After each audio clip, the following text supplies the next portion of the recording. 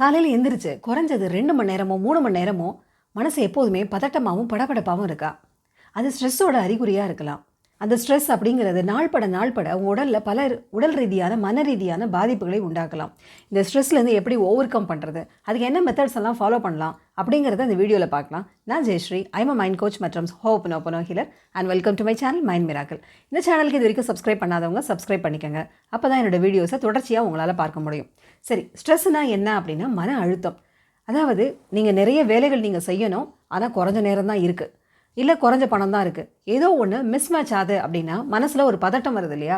அதுதான் ஸ்ட்ரெஸ் இல்லை டென்ஷன், எப்படி வேணாலும் சொல்லலாம். இந்த ஸ்ட்ரெஸ்ஸின் காரணமாக என்ன ஆகும் அப்படின்னா நாள்பட உடல் ரீதியான பாதிப்புகள் அதிகரிக்க ஆரம்பிக்கும். இந்த ஸ்ட்ரெஸ்ஸோட சிம்டம்ஸ் என்ன அப்படின்னு பார்த்தீங்கன்னா அதிகமாக வேர்க்கிறது, மூச்சு வேகமாக வாங்குறது, அதுக்கடுத்தது ஒரு பாடி பெயின், இது எல்லாமே இன்னும் சொல்ல போனால் ராத்திரி சரியாக தூக்கம் வராமல் இருக்கிறது, இதெல்லாம் ஸ்ட்ரெஸ்ஸுடைய அறிகுறிகள். சரி, இது எப்படி ஓவர் கம் பண்ணலாம் அப்படிங்கிறத நம்ம பார்த்தலாம். அதுக்கு முன்னாடி இந்த ஸ்ட்ரெஸ் என்றைக்குமே இருந்தது அப்படின்னா அதுவே நம்மளுக்கு தெரியாமையே இருக்கும். நம்ம ஸ்ட்ரெஸ் ஆகிறோங்கிறது தெரியாமையே நம்மளில் பல பேர் இருப்போம். பிளட் ப்ரெஷர் ஜாஸ்தியாக இருந்தனால அதிகமான வேலையை நம்ம ஹார்ட்டுக்கு கொடுக்குறோம் இல்லையா? அதனால் இதய சம்பந்தமான நோய்கள்லாம் வர்றதுக்கான வாய்ப்புகள் மிக அதிகம். ஸோ அதெல்லாம் அவாய்ட் பண்ணணும் அப்படின்னா நம்ம மனசை எப்போதுமே காமன் கம்போஸ்டாக ரிலாக்ஸ்டாக அதுக்கு வச்சுக்கணும். அதுக்கு அந்த ஸ்ட்ரெஸ் அண்ட் ஆன்சைட்டி இல்லாமல் இருக்கிறதுக்கு என்ன செய்யலாம் அப்படிங்கிறத தான் இந்த வீடியோவில் பார்க்க போகிறோம். சரி, இந்த ஸ்ட்ரெஸ் அண்ட் ஆன்சைட்டி எதனால் வருது? இந்த ஸ்ட்ரெஸ் அப்படிங்கிறது ஏன் வருது அப்படின்னா குறைஞ்ச நேரம், அதிக வேலைகள், இதுதான் மெயினான விஷயம். காலையில் எந்திரிக்கிறப்போ நம்மளுக்கு நிறைய வேலைகள் இருக்கும், ஆனால் டைம் பார்த்தா 1.5 மணி நேரமோ 2 மணி நேரமோ தான் இருக்கும். அப்போது அதுக்குள்ளார எப்படி இந்த வேலைகளெல்லாம் முடிக்கிறதுன்னு ரொம்ப வேகமாக நம்ம வேலைகளெல்லாம் செய்வோம். மனசில் பதட்டம் அதிகரிக்க ஆரம்பிக்கும். ஸோ இதுக்கு என்ன பண்ணலாம் அப்படின்னா, நம்பர் 1 டைம் மேனேஜ்மெண்ட். நம்மளுடைய வேலைகள் எதெல்லாம் கண்டிப்பாக காலையில் செய்யணும் அதை மட்டும் நம்ம ப்ரையாரிட்டி கொடுத்து வச்சுக்கலாம். மற்ற வேலைகளை மற்ற நேரத்தில் நம்ம செஞ்சுக்கலாம் அப்படிங்கிற மாதிரி. ஏன் அப்படின்னா சில வேலைகளுக்கு நம்ம ப்ரையாரிட்டி கொடுத்தாகணும். ஸோ அதை தான் நம்ம ஃபஸ்ட்டு செஞ்சாகணும்.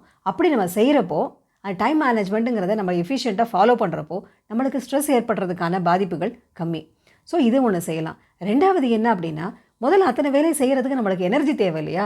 ஸோ நம்மளோட எனர்ஜி லெவலை எப்போதுமே அதிகமாக இருக்கிற மாதிரி பார்த்துக்கலாம். சரி, அதுக்கு என்ன செய்யணும் அப்படின்னு சொன்னால் மைண்டை முதல்ல ரிலாக்ஸாக வச்சுக்கணும். அதே மாதிரி நரிஷ்டு ஃபுட்டை சாப்பிடணும். ஸோ நம்மளுடைய உடல் ஆரோக்கியத்திற்கு தேவையான நம்ம விஷயங்களை செஞ்சோம் அப்படின்னு சொன்னால் நம்மளோட எனர்ஜி லெவல் அப்படிங்கிறது அதிகமாக இருக்கும். சரி, மன ரீதியான ஆரோக்கியத்துக்கு என்ன செய்யலாம் அப்படின்னா yoga, meditation, mindfulness practices, hypno meditation, இந்த மாதிரி விஷயங்களை நம்ம செஞ்சோம் அப்படின்னு சொன்னால் மனம் ரொம்ப ரிலாக்ஸ்டாக இருக்கும். நம்ம மனசு ரிலாக்ஸ்டாக இருக்கும், உடம்பு ஆரோக்கியமாக இருக்கும். ஸோ நம்மளுக்கு தேவையான எனர்ஜிங்கிறது எப்போதும் இருக்கும். ஸோ அப்போ நம்ம அந்த வேலைகளை சீக்கிரமாக செய்ய முடியும். ஸோ அதனால் ஸ்ட்ரெஸ் இல்லாமல் இருக்க முடியும். ஸோ இது இன்னொரு விஷயம்.